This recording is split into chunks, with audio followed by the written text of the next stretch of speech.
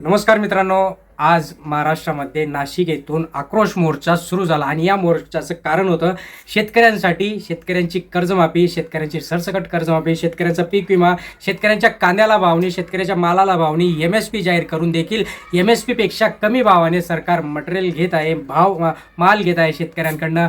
मधले जे काही दलाल आहेत ते दलाल मलाई खात आहेत आणि त्या दलालांना पोसणारे हे सरकार, या सरकार विरोधात आज मोठा मोर्चा निघाला.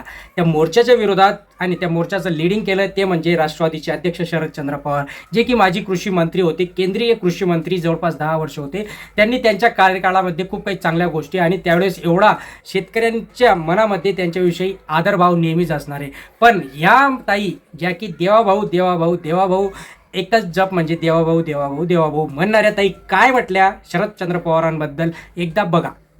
नमस्कार माननीय पवार साहेब, शेतकऱ्यांबद्दल कळवळा दाखवल्याबद्दल आपले आभार. पण त्याच वेळेला आपण कृषी मंत्री असताना काय केलं आणि राज्यात 55,000हून अधिक शेतकरी आत्महत्या का झाल्या हेही सांगितलं असतं तर बरं झालं असतं. आमचे नेते राज्याचे मुख्यमंत्री देवेंद्र फडणवीस यांची जलयुक्त शिवार योजना तुमच्या महाविकास आघाडीने स्थगित केली साहेब. अरे झूठ बोल रहा है, ये झूठ बोल रहा है. तेव्हा तुम्हाला शेतकऱ्यांचा कळवळा नव्हता का? मराठवाडा वॉटर ग्रिड स्थगित केली त्यावेळेला तुम्हाला शेतकऱ्यांचा कळवळा नव्हता का? अहो, बांधावर 50,000चं आश्वासन दिलं आणि ते उद्धव ठाकरे यांनी पूर्ण नाही केलं साहेब. तेव्हा तुम्हाला शेतकऱ्यांचा कळवळा नव्हता का? हो, ये देखा जूता, ये जूता आए मेरे सामने बनाऊंगी कि 7 पुश्ते जो है इसकी गंजी पे. आमच्या देवाभाऊंनी शेतकऱ्यांच्या जीवनात मोठं परिवर्तन घडवलंय आणि घडवतायत. समृद्धी महामार्ग हा शेतकऱ्यांसाठी होता, तुम्ही त्याला विरोध करण्याचा पवित्रा घेतला. कैसा लगा मेरा मजाक? तुम्ही फक्त सत्तेचं राजकारण केलं, पण राजकारण हा सेवेचा सुद्धा भाग आहे ना पवार साहेब.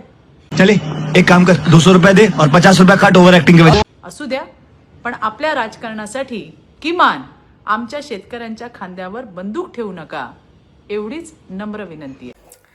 बघितलं मित्रांनो, कशा या ताई देवाभाऊ देवाभाऊ देवाभाऊ आणि आमचं सरकारने काय केलं, उद्धव बाळासाहेब ठाकरेंच्या सरकारने काय केलं. जलयुक्त शिवार जी मोहीम होती ती तर आमिर खानने चालवली.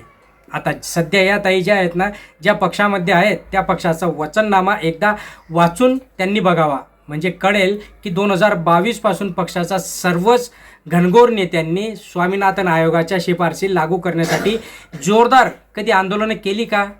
या सत्तेवर असल्यानंतर स्वामीनाथन आयोगाची शिफारशीपेक्षा अधिक किमान भाव दिला का? कापसाला ₹7,500 भाव देईल, 7-12 कोरा करेल, सत्ता आली. पण पुढे काय झालं हे देवाभाऊंना तुम्ही विचारलं का? घरी जाऊन त्यांचा बसा की छाती टोकपणे सांगणारे देवाभाऊ 7-12 कोरा करीन कोरा करीन. कुठं झाला 7-12 कोरा? 11 वर्षापासून फक्त कांदे सोलण्याचे काम करत आहात का मग तुम्ही? तुमचं केंद्र सरकार जेवढ्या उणिवा सांगितल्या तेवढ्या 11 वर्षात दुरुस्त करून नव्या जोमाने दुसऱ्या कामाला तुम्ही लागले का? फक्त देवाभाऊ देवाभाऊ केलं म्हणजे काही सर्वस्व होत नाही. ज्या गोष्टींचा अभ्यास करणं गरजेचं आहे. मुळात म्हणजे तुम्हाला राजकारणात मोठं कोणी केलं, तुम्ही त्यांना जा विचारायला एवढ्या मोठ्या झाला. या सगळ्या गोष्टी समजणं गरजेचं आहे. लाचारी पत्करून राजकारणात कितीही मोठं होता येणार नाही तुम्हाला. फक्त देवाभाऊ देवाभाऊ करून काहीच मिळणार नाही. 2024च्या विधानसभा निवडणुकीमध्ये तुमच्याच देवाभाऊने सांगितलं होतं की शेतकऱ्यांची कर्जमाफी करणार, सरसकट कर्जमाफी करणार. त्याचं काय झालं? त्याचं सगळ्यात महत्त्वाचं उत्तर आजच्या आमच्या या शेतकऱ्यांना मिळणं गरजेचं आहे. उद्धव ठाकरेचं तुम्ही नाव घेताय, उद्धव ठाकरेंनी हे केलं नाही, ते केलं नाही, त्याच्यावर हे केलं. अहो, त्यांनी तर शेतकऱ्यांची सरसकट कर्जमाफी केली. पवारसाहेब कृषी मंत्री असताना आपण त्यांच्या पक्षाच्या महिला प्रदेशाध्यक्ष होता, त्यावेळी हा अकलेचा कांदा कुठल्या शेकांटीवर जाऊन बसला होता? तुमच्या मुख्यमंत्री असताना त्यांनी 2 लाख रुपये कर्जमाफ केले. उद्धव ठाकरे मुख्यमंत्री असताना शेतकऱ्यांना सरसकट कर्जमाफी केली. या गोष्टी तुम्हाला कळत नाही का? जलयुक्त शिवार योजनेतील भ्रष्टाचार किती झाला आहे हे एकदा कॅगला जाऊन विचारा तुम्ही. मॅडम, आपण पवारसाहेबांबरोबर बोलल्या इतपत मोठ्या झाल्या का? आणि देवाभाऊ देवाभाऊ म्हणजे देवाभाऊ पवारसाहेबांपेक्षा मोठे झाले का? ही एवढी लाचारी काही बरोबर नाही, मला काही ते योग्य वाटत नाही आहे.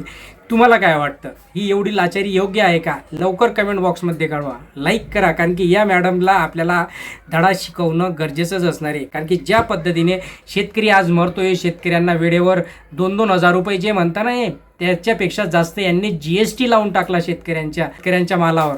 जे काही आपण बियाणे घेतो त्याच्यावर जवळपास एवढा GST लावला की हे 2,000 कुठं पुरत देखील नाही. शेतकऱ्यांना मदत होईल अशा गोष्टी केल्या तरी कुठं त्यांनी? या गोष्टी तुम्हाला समजणं गरजेचं आहे आणि मगच तुम्ही शरदचंद्र पवारांवर बोला. तुम्हाला काय वाटतं मित्रांनो, या विषयावर नक्कीच खाली कमेंट बॉक्समध्ये कळवा. अजून चॅनलला सबस्क्राईब केलं नाही, लाईक केलं नसेल, लाईक करा, सबस्क्राईब करा, शेअर करा. धन्यवाद.